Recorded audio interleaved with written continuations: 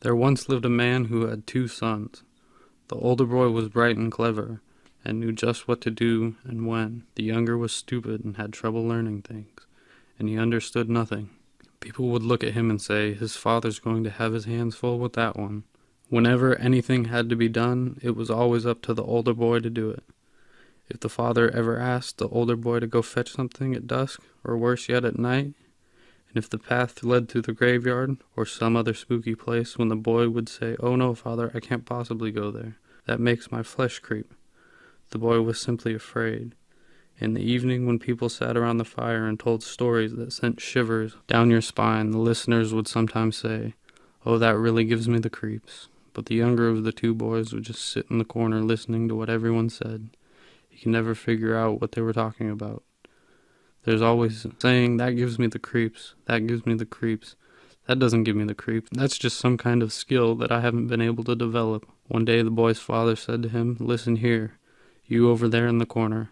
You're starting to get big and strong, and you will eventually have to learn a trade and make a living. Look at your brother and how hard he's working. As for you, talking to you just seems to be a lost cause."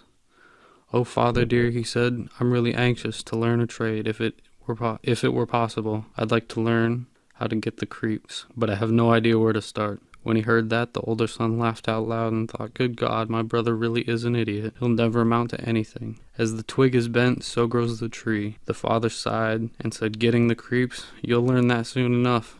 But you're not going to be able to buy your bread with that." Before long, the sexton dropped by for a visit, and the boy's father started complaining to him about the problems he was having with a son who didn't know anything and was incapable of learning anything. Just imagine, I asked him how he was planning to earn his bread, and he actually wanted to learn how to get the creep. "If that's all that's wrong," the sexton replied, "I can help him out. Send him over to my house and I'll shape him up." The father liked the idea, for he thought maybe this will smooth his rough edges. The sexton took the boy in and gave him the job of ringing the church bells. After a few days, he woke him up at midnight, told him to get up and climb into the belfry to ring the bell. "You'll learn what it's like to have the creeps soon enough," he thought. He secretly went on ahead of him. When the boy was at the top of the stairs and just turning around to grab the bell rope, he saw a white shape on the staircase, right across from the louvers. "Who's there?" he cried out, but the shape refused to answer and didn't budge from where it was. "Answer me," the boy said, "or get out. You have no business here in the middle of the night." The sexton remained completely motionless so that the boy would think he was a ghost. A second time the boy shouted, "What are you doing here? Speak up if you're an honest man, or I'll throw you down the stairs." The sexton thought, he doesn't really mean it. He didn't make a sound and just stood there, as if he were made of stone. The boy called out to him a third time.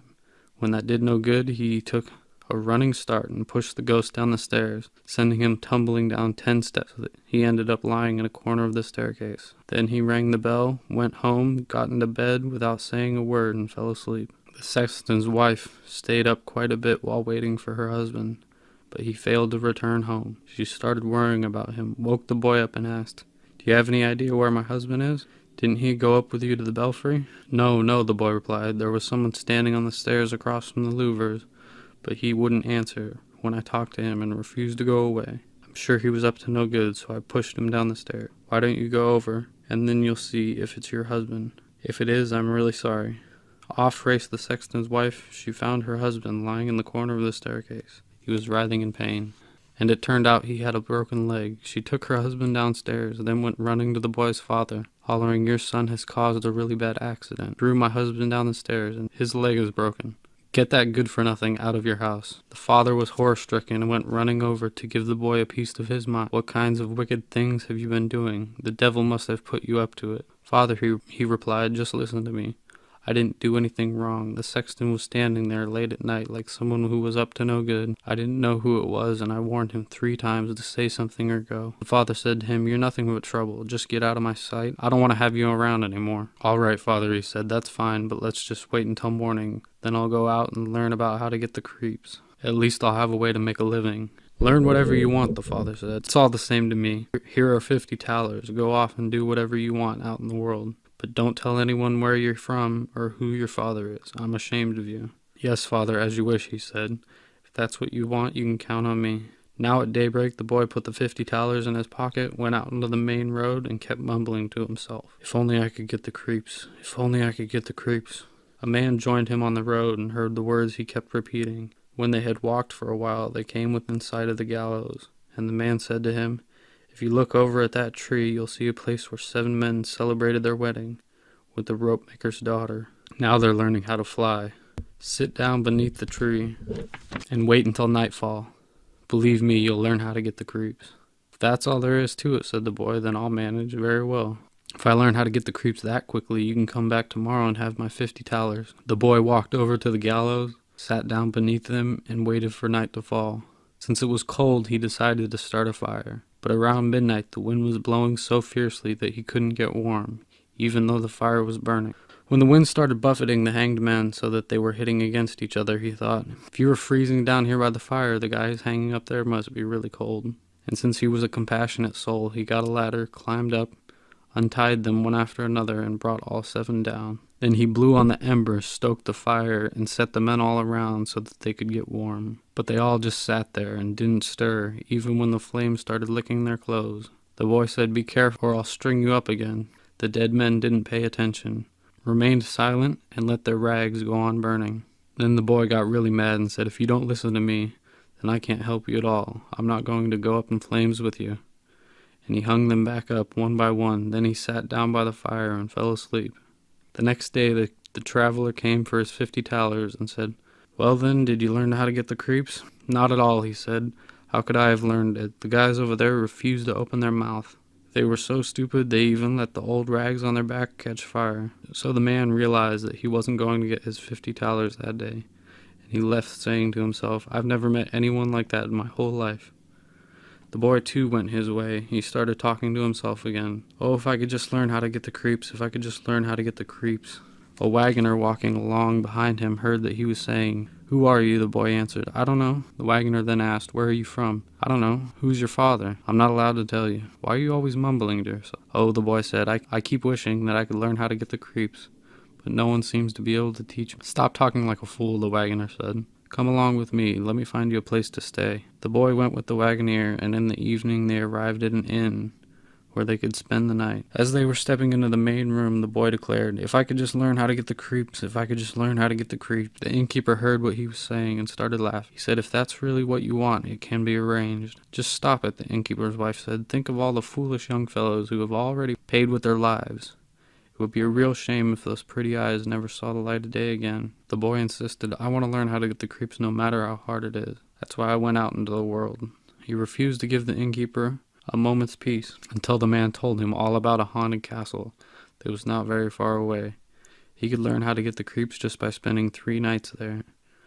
The king of the land had promised his daughter's hand to anyone who dared stay there for 3 nights. She was the most beautiful maiden that the sun had ever shone down on. In the castle were hidden great treasures guarded by evil spirits. These treasures could be set free. They were enough to make a poor man richer than he could imagine. Many a man had gone in there, but no one had come back out again. The next day the boy appeared before the king and said, "If you are willing, I would like to spend 3 nights in the haunted castle." The king took a good look at him, and since he found him appealing, he said, "You can ask for 3 things to take with you into the castle, but they must all be objects without life." Here was the boy's response: "I would like to have some fire, a lathe, and a woodcarver's bench with a knife." King let him take everything over to the castle during the day. When night fell, the boy made a bright fire in one of the rooms, set up the carver's bench in the room, put the knife next to it, and sat on the lathe. "Oh, if only I could learn to get the creeps," he said, "but I'm definitely not going to learn it here." Towards midnight, he decided to stir the fire again. While he was blowing at the embers, suddenly he heard a screeching noise in one corner. "Meow, meow. We're freezing to death." "You fools," he cried out. "What are you screeching like that? If you're cold, come sit here by the fire and warm up." Just as he was saying that, 2 great big black cats jumped over to him, sat down on each side, and glared fiercely at him with wild, fiery eyes. After a while, when they had warmed themselves up, they said to him, "Well, old pal, how about a hand of cards?" "Why not?" he replied, "but first show me your paws." They put their paws out and stretched out their claws. "Goodness," he said, "your nails are way too long. Hold on a minute, I'll trim them for you." And he picked up the cats by the scruff of their neck, put up on the carver's bench, placed their paws in the vise. "Now that I've seen your claws, I don't feel like playing cards anymore." And he killed the 2 of them, threw them into the lake, No sooner had he gotten rid of them than he sat down by the fire again, and suddenly out of every nook and cranny of the castle, black cats and dogs on red-hot chains started appearing, so many that he couldn't possibly get away. They were making a horrible racket, trampling on his fire, tearing it apart, and trying to put it out. He tolerated it for a while, then became so irritated that he grabbed his knife, lashed out at them, shouting, "Get out of here, you rascals." Some of them ran away, and others he killed and threw into the pond. When he returned, he blew on the embers again and warmed himself up. While he was sitting by the fire, he could hardly keep his eyes open and felt like going to sleep. When he looked around, he saw there was a big bed in the corner. "Just what I need," he said as he crawled into it. As his eyes closed, the bed started moving around on its own while roaming all over the castle. "Perfect," he said, "just keep on going." The bed started rolling as if 6 horses were harnessed to it, and it flew through doors and up and down stairs until finally, crash, bang, boom, it turned upside down, lay on top of him like a mountain. He threw off the blankets and pillows, climbed out of the bed and said, "Anyone else interested in a ride?" Then he lay down by the fire and slept until morning. The next day the king came over. When he saw the boy sleeping on the ground, he thought the spirits must have taken his life and that he was dead. Then he said, "It's really too bad about this handsome young boy." The boy heard his words and sat up and declared, "Not so fast, I'm still here. Now that's 1 night's over, and the other 2 will be behind me soon." When he returned to the inn, the boy ran into the innkeeper, whose eyes nearly popped out of his head. "I didn't think I'd ever see you again. Have you finally learned how to get the creep?" "No," the boy said. "It's just hopeless. If only someone could teach me." The second night, he went back again to the old castle, sat down by the fire, and started singing the same old tune. "If only I could learn how to get the creeps." The midnight hour was fast approaching. There was a din and a clatter at first, soft, then louder and louder. It was quiet for a little bit. But suddenly, with a piercing scream, half a man came sliding down the chimney and fell down right in front of him. "Hey there," he called out to him. "You're missing your better half. Where's the rest of you?" The noise started up again, a howling and screeching, and then the other half of the man came falling down. "Hold on a minute," he said. "I'll stir up the fire for you." He took care of the fire, and when he turned around, he saw that the 2 halves had joined together again, and that a ghastly-looking person was sitting in his place. "That wasn't part of the bargain," he said. "That's always been my seat." The man wanted to push him away, but the boy wouldn't let him. He shoved him with all his might and sat down at his place again. Suddenly more men started coming down the chimney, one after another. They brought 9 dead men's bones with them, along with 2 skulls, and then started bowling. The boy wanted to bowl with them, and he asked, "Hey there, can I join?" "Sure, if you've got money." "Plenty of money," he replied, "but your bowling balls aren't quite round." He then took the skulls, sat down at the lathe, and worked on them until they were nice and round. "That's good. Now we should be able to bowl better." He said, "Hurrah, let's go, have a good time." He bowled with them and lost some of his money, but when the clock struck midnight, everything suddenly vanished. He decided to lie down and get some sleep. The next morning the king returned to find out what had happened. "How did you fare last night?" he asked. "Did you get the creeps?" "I played 9 pins," he said, "and lost a few hellers." "Did you get the creeps?" "Are you kidding?" he said. "Kidding?" he said. "I had a terrific time. Now if I could just learn how to get the creeps." On the 3rd night he sat down on his bench again and said in despair, "If only I could learn how to get the creeps." Later on 6 big men walked in carrying a coffin. He said, "That must be the cousin of mine who died just a few days ago." And he signaled to the men and called out, "Come over here, cousin, right over here." They put the coffin down on the ground, and he went over and took the lid off. A dead man was lying in the box. The boy touched his face, but it was cold as ice. "Hang on," he said, "I'm going to warm you up." And he went over to the fire, warmed his hands, and put it on the man's face. The dead man stayed cold, and so he took him out of the coffin, put him on his lap, sat down with him by the fire, and started rubbing his limbs so the blood would start circulating again. When that didn't work, the boy recalled that when two people get under the covers, they can warm each other up. He brought the man over to the bed and tucked him in and laid down next to him. After a while, the dead man did warm up and began moving. The boy said, "See that, cousin? Imagine what would happen if I hadn't warmed you up." But the dead man just started shouting, "Now I'm going to strangle you." "What?" the boy said. "Is that the thanks I get? The thanks I get? I'm going to put you right back in that coffin." And he lifted him up, shoved him back in, and put the lid back on. The 6 men returned, carried him away. "I just can't get the creeps," he said. "And if I stay here, I won't get them even if I live to be 100. Suddenly a man walked in who was taller than all the others, and even more terrifying. But he was older and had a long white beard. "You rascal," he cried out. "I'm going to teach you about the creeps, but now you're going to die." Not so fast, the boy replied. If I'm going to die, I'll have to be there for it, won't I? I'll catch you all right. Easy does it, and stop that bragging. I'm just as strong as you are, and probably even stronger. We'll see about that, the old man said.